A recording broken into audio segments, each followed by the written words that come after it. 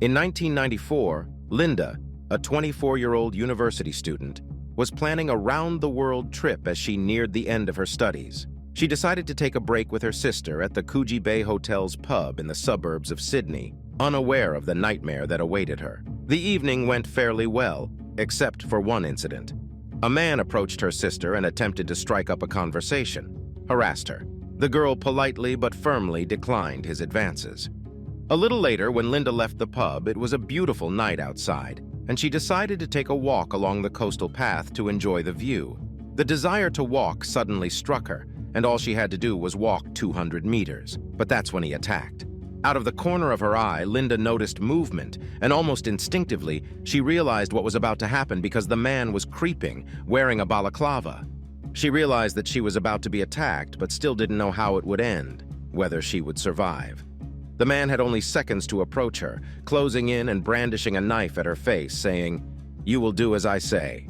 The young woman realized that her sole task was to survive the attack because she feared he might use the knife. Additionally, she recognized him as the same man who had approached her sister at the pub.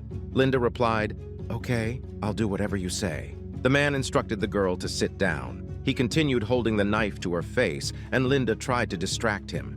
She began asking questions, such as whether he was following her, a series of inquiries aimed at buying some time and figuring out how to escape the situation. However, this only seemed to infuriate him. Suddenly, she grasped that she had reached a point where her only option was to survive this night by any possible means.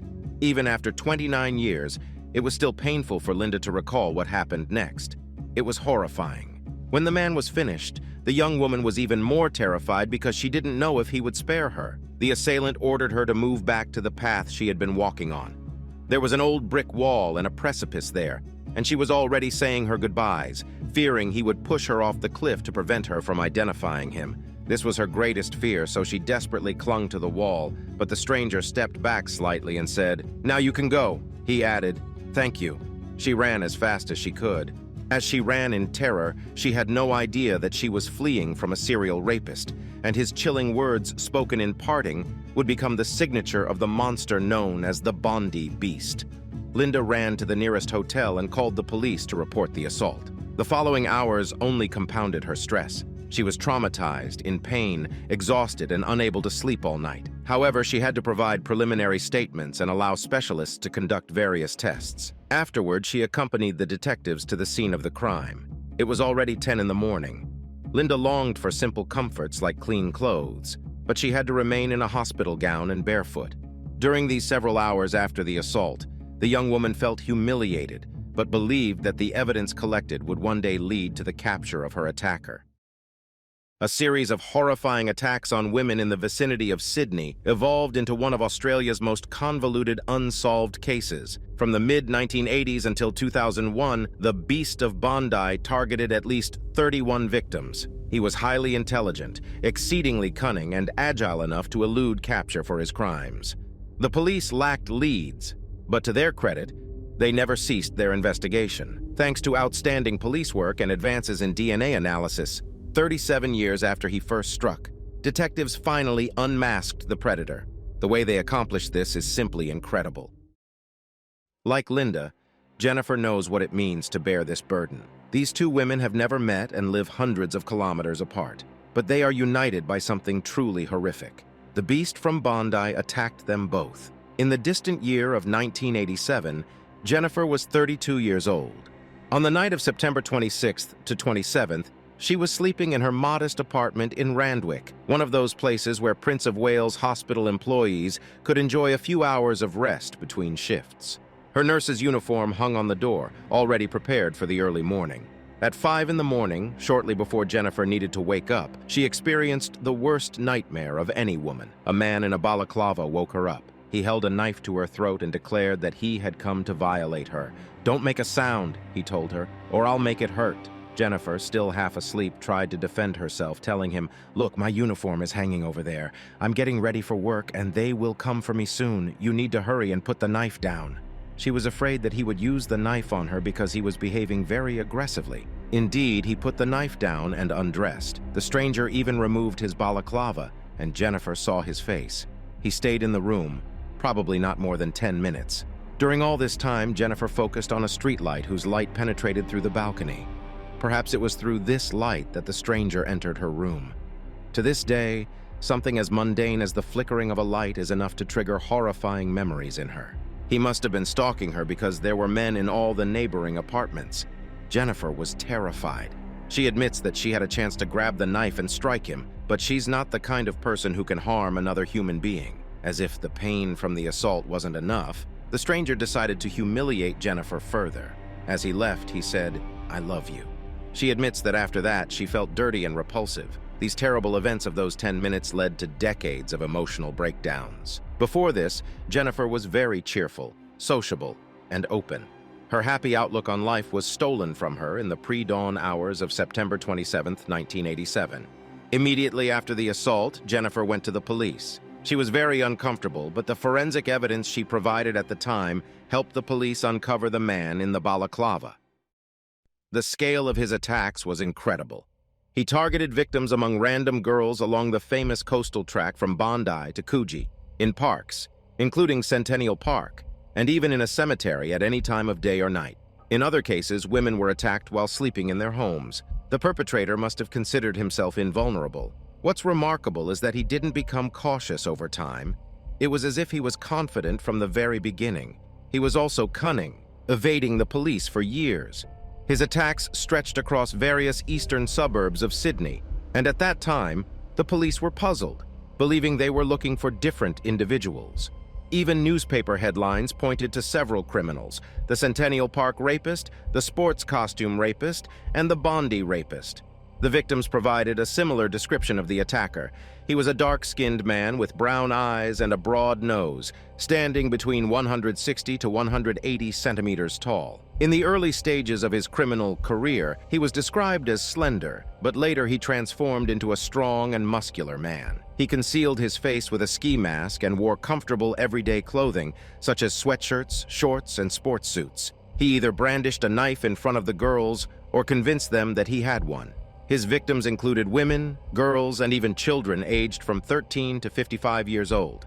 This is quite unusual, as most criminals tend to focus on a specific age group. This suggests his desire to seize any opportunity and attack any available girl rather than targeting a specific appearance. Because the perpetrator operated in different suburbs of Sydney, his appearance changed as he aged, and his victims had little in common with each other. The police believed for many years that they were looking for different criminals. However, detectives noticed remarkable similarities among all the cases reported by women: the knife, the balaclava, and, most importantly, the words he spoke before leaving. It wasn't until 2005 that officers began to grasp the full extent of this case. While the police assured that each case of violence was thoroughly investigated, it was only now, thanks to advancements in DNA analysis, that they managed to connect 5 attacks from the year 2000. Realizing they were dealing with a serial offender, the police formed a special team called Strike Force Doreen to investigate his crimes. After a breakthrough, they understood that their suspect had assaulted at least 31 women.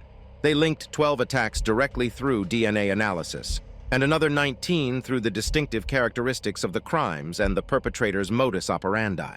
His modus operandi was so distinct that they were confident it couldn't be another assailant committing crimes in a similar manner. Working on this case, the team of detectives realized that the last attack by the Bondi Beast had occurred in 2001. By that time, it had been ongoing for 16 years, with 30 women as victims. At 1:30 in the morning, a woman was walking through the Waverley Cemetery, perched on the cliffs in the eastern suburbs of Sydney. It's an astonishingly beautiful yet eerie place. Suddenly, someone attacked her from behind. A man wearing a balaclava and armed with a knife. He brutally assaulted her before fleeing. No one stopped him, no one scared him off. And to this day, it remains unknown why he stopped after that attack. Some theories by investigators suggested that he, for some reason, became incapacitated, got injured, or moved to another country. But unlike the perpetrator, the police didn't stop their pursuit. Their persistence paid off in 2016. The police got incredibly lucky. They found a distant relative of the suspect whose DNA matched the DNA samples from the victims' bodies. Australian experts used the same methods that helped identify the famous American serial killer, Joseph DeAngelo. When the police searched for a DNA match, They can find a match not with the DNA of the suspect himself, but with that of a relative who is also in the police database. Unexpectedly, such a person was found in the database. Using this information, experts began reconstructing the suspect's family tree. On this tree, they found 4 DNA matches. These 4 DNA markers followed 4 different branches of the family tree, reducing the number of potential suspects to 324 individuals. The tree included 5 generations of the family, going back to the 1800s. By eliminating those who had long since died or didn't match in terms of age or location, they narrowed it down to 120 individuals. This allowed them to pinpoint one family branch on which the investigators could focus. In other words, after science reduced the number of potential suspects, it was time for old-fashioned police work. Officers reviewed thousands of documents and old police reports when creating a psychological profile of the perpetrator. They ruled out those who were significantly older or younger than the suspect, didn't match the physical description or build. The meticulous process of elimination took several years, but in the end, only one suspect remained. To prove their case, the police needed to obtain his DNA. They used an order to obtain a sample from the man's medical records and conducted the analysis. The DNA samples from the suspect and the rapist matched. It was a moment of triumph. The case was finally solved. For many years, the Australian media described brutal attacks that occurred in the eastern suburbs of Sydney and gave nicknames to the terrible individuals who terrorized the area. The park rapist, the sports costume rapist, and the Bondi rapist. Only Keith Sims knew that all these nicknames referred to him, along with the horrific crimes associated with them. To his friends and family, he was Magoo, a faithful husband, father, and grandfather. Keith Sims lived in the eastern suburb of Sydney called La Perouse and was a model family man. He and his wife spent 43 years in a happy marriage, during which they had 3 children and 5 grandchildren. It all came to an end when Keith Sims passed away in 2022 at the age of 66 due to kidney disease, surrounded by loved ones. At his funeral at the Catholic Church of St. Andrew in Malabar, a suburb in the eastern suburbs of Sydney, on March 4th, he was described as a kind-hearted hero and an example to follow, someone who loved playing football, attending parties, and supporting the Australian professional rugby team. Several months after his death, this description would be turned upside down, cast into doubt, when the police directly linked Keith Sims' DNA to samples taken from 12 victims of violence. Despite detectives being 7 months late and unable to arrest the suspect, it did not relieve them of their unpleasant duties. They had to tell the Sims family, who were grieving for a husband, father, and grandfather, that he was not the person they believed him to be. Keith had deceived everyone. They had no idea, and nothing in his life indicated the possibility that he could be a criminal. Over the years, he had held various jobs, including working for the National Parks and Wildlife Service of Australia, a golf club, and the University of New South Wales. The media tried to obtain comments from Keith's employers, and the university informed them that they had hired him as a gardener in 2017, 6 years after his first known attack. Perhaps such work, requiring him to spend a lot of time outdoors, allowed him to attack random pedestrians at any time without arousing suspicion from colleagues or employers. Several weeks after the breakthrough and the case being exposed, detectives reached out to Jennifer, Linda, and other victims of Keith Sims and uttered the words they had been waiting for half their lives. "We found him." Many of the women they called felt relief, knowing that he could never inflict something similar on anyone else. Jennifer had been waiting for this news for 35 years, and upon hearing it, she burst into tears. She was glad that she wouldn't have to testify in court, and hoped that his departure from this life was not painless because he deserved it. Like Jennifer, Linda had spent decades wondering if the police would ever catch the predator who had tormented her. But when the detectives unexpectedly called her in October 2022, she felt that she might finally get some answers. She was at work when she received a message from the detective on her phone. The detective simply told Linda that they had identified him. Linda initially thought that he would finally be convicted and felt crushed upon learning that it would never happen. Then, half an hour later, after reflecting on it, she felt relief because she wouldn't have to go to court.